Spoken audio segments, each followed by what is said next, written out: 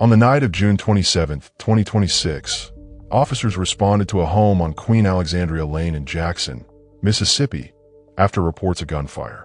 Inside, investigators found 3 victims: 30-year-old Keyana Weathersby, her 25-year-old sister, Keyana Weathersby, and Keyana's 2-year-old son, Camari Givens. Detectives quickly determined they were dealing with more than an isolated shooting. Evidence collected at the scene, the recovery of a missing vehicle, and a series of arrests pointed to a case that investigators later described as a targeted attack. But what happened inside that home, who planned the violence, and what led to 3 members of the same family being killed remained central questions. As detectives worked to reconstruct the timeline, each new development revealed another piece of a complex investigation. This is the documented sequence of events, the evidence investigators uncovered, and how the search for answers unfolded from the crime scene to the courtroom. Hello, and welcome to Only Crime Stories. Before we continue, please don't forget to like, comment, and subscribe so you never miss a new case.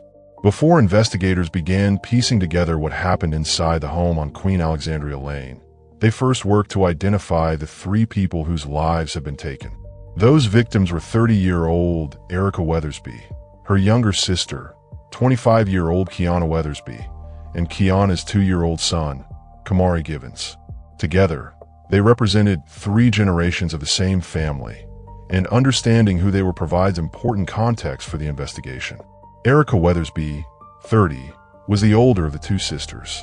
Publicly available information indicates she maintained close ties with her family and remained an active part of their daily lives. What's going on here tonight? So at about 10:10 today in the 300 block of Queen Alexandria, we received a call from 911 for an aggravated assault. When our officers arrived, they met with the complainant, and what they found and said was something horrifying. We have 3, a triple homicide here, 2 young women in their 20s and a toddler, all who have been suffered from multiple gunshot wounds here. We are currently putting out a bolo asking for anyone who can help us. We're missing a red Mitsubishi. As a matter of fact, that plate it's a 2020 Mitsubishi Mirage. That plate is H as in Harry, S as in Sam, I as in Ida, 205. That vehicle was last seen at Medgar Evers Drive and Sunset. Currently, we believe that suspect obviously is armed and dangerous and is related to this triple homicide that we currently have here. We have not been able to notify the next of kin in this place at this time. We do have 1 person that we are currently interviewing to try and get additional details as to what happened here this evening. Relatives described her as someone who stayed connected with those closest to her and regularly spent time with her sister and young nephew. Family members indicated that Keyana played a supportive role within the household and was often present during family gatherings and everyday activities.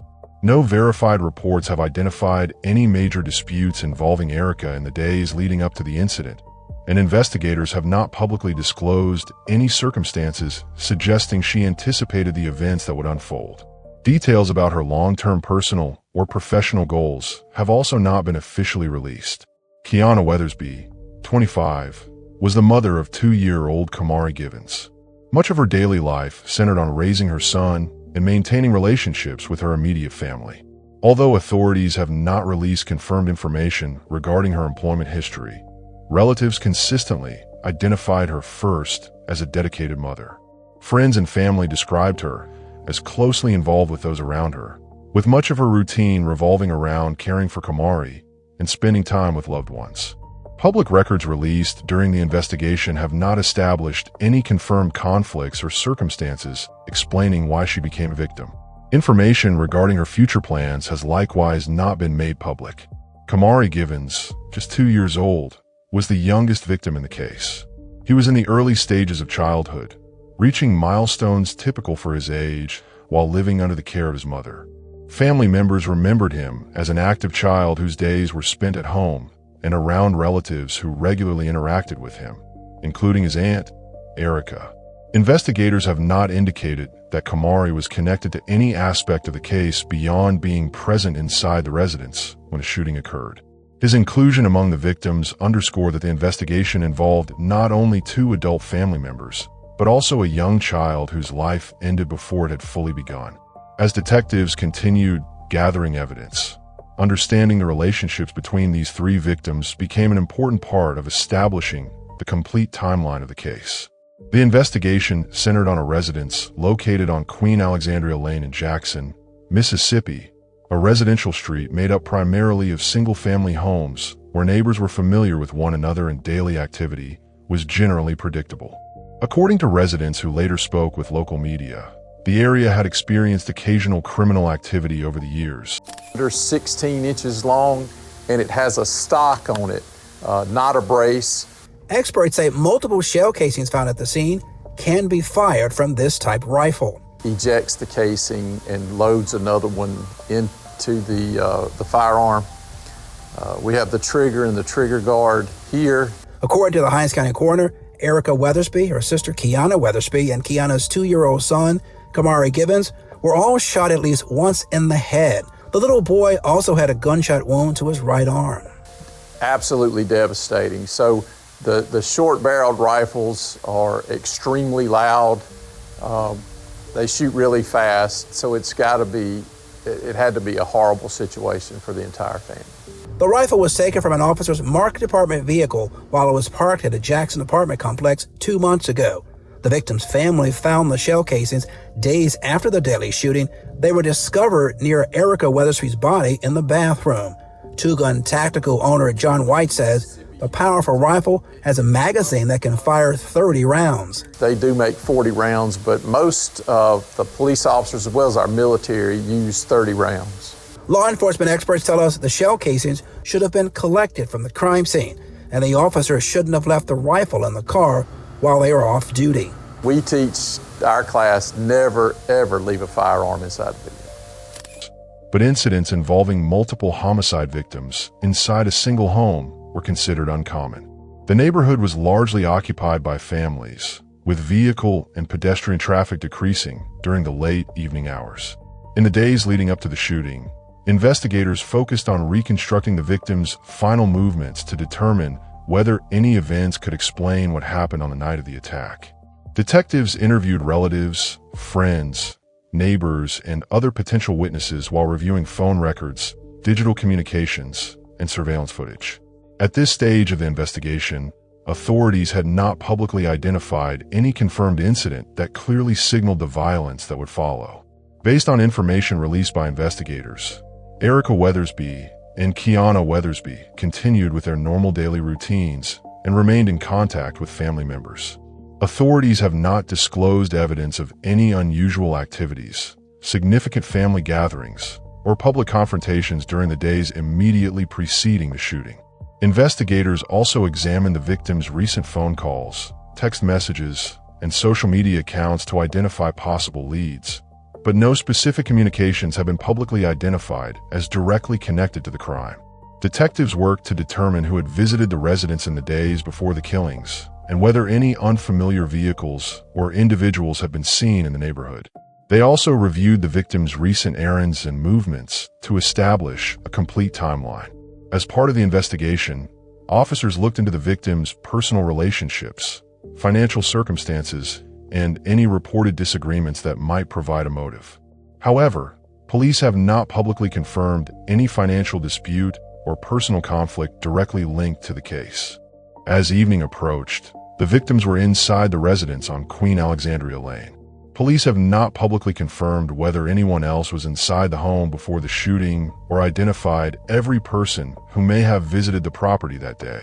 Investigators interviewed neighbors to determine whether unfamiliar individuals or vehicles had been seen entering or leaving the area before the attack.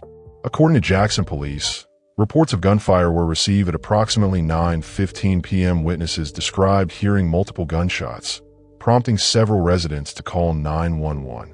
Emergency dispatch immediately directed officers to the scene. Upon arrival, responding officers entered the residence and discovered Erica Weathersby, Keyana Weathersby, and Camari Givens suffering from multiple gunshot wounds. All three were pronounced dead at the scene. Officers secured the residence, established a perimeter around the property, and restricted access while detectives and crime scene investigators began documenting evidence. The area remained closed for several hours as investigators photographed the scene, collected physical evidence, interviewed witnesses, and started reconstructing the sequence of events that led to the triple homicide. After securing the residence on Queen Alexandria Lane, investigators began a detailed examination of the crime scene to determine how the shooting unfolded. Authorities confirmed that Erica Weathersby, Keyana Weathersby, and 2-year-old Camari Givens were found inside the home, each having sustained multiple gunshot wounds. Police have not publicly disclosed the exact location of each victim within the residence, withholding those details as part of the ongoing investigation. Outside the home, officers established a secure perimeter while crime scene investigators documented the area for potential evidence. Detectives searched for shell casings, bullet fragments, tire impressions, footwear impressions, and any other physical evidence that could identify those responsible. The residence was photographed extensively before any items were moved to preserve the original condition of the scene. Investigators examined every possible point of entry and exit, including doors and windows, to determine how the suspects entered and left the property. Authorities have not publicly confirmed signs of a physical struggle before the shooting. Blood evidence, ballistic evidence, and other forensic material were carefully collected and submitted for laboratory analysis. Crime scene unit personnel measured trajectories, documented bullet damage, and compared recovered projectiles with firearms later seized during the investigation. Detectives also obtained search warrants to process the residence thoroughly and collect electronic devices, records, and additional evidence that could help establish a timeline and identify everyone involved in the triple homicide. Within minutes of arriving at the residence on Queen Alexandria Lane, Jackson police officers secured the area and initiated a homicide investigation. Detectives from the department's Criminal Investigations Division, along with crime scene specialists, were called to process the residence and begin documenting evidence. As investigators worked through the night, they interviewed witnesses, canvassed nearby homes, and searched for surveillance footage that could help establish a timeline of the attack. The Hinds County Coroner's Office responded to the scene and officially confirmed the deaths of 30-year-old Erica Weathersby, 25-year-old Keyana Weathersby, and 2-year-old Camari Givens. Authorities completed the formal identification process before notifying the victims' relatives. Once immediate family members had been informed, investigators released the victims' names to the public during the early stages of the investigation. During media briefings, Jackson police described the case as an active and ongoing investigation and asked the public to provide any information that could assist detectives. Investigators stated that the evidence gathered at the scene indicated the victims had been intentionally targeted rather than selected at random. While officials did not immediately disclose a motive, they confirmed there was no indication of an ongoing threat to the general public. Detectives avoided discussing specific evidence or potential suspects, explaining that releasing certain investigative details too early could compromise interviews, forensic testing, and future arrests as the investigation continued to develop. As detectives continued examining the crime scene, they discovered that a red 2020 Mitsubishi Mirage associated with one of the victims was missing from the Queen Alexandria Lane residence. Investigators determined the vehicle had been taken sometime during or shortly after the shooting, prompting detectives to consider that it may have been used by those responsible to leave the scene. Jackson police quickly issued a Be on the Lookout, BOLO, alert, providing officers and surrounding law enforcement agencies with the vehicle's description in an effort to locate it before potential evidence could be lost.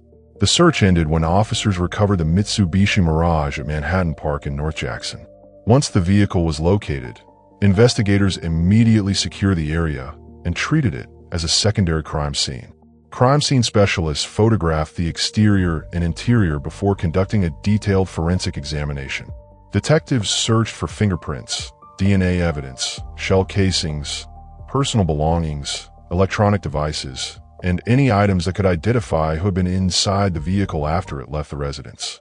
Investigators also reviewed surveillance cameras near Manhattan Park and along possible travel routes to determine when the vehicle arrived and whether other vehicles or individuals were captured on video.